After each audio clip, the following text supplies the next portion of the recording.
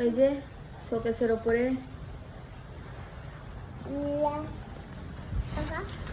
ওরে বাবারে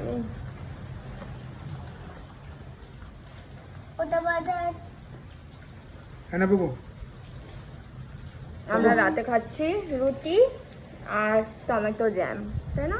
তুমি খাবে? কোকা জল এগুলো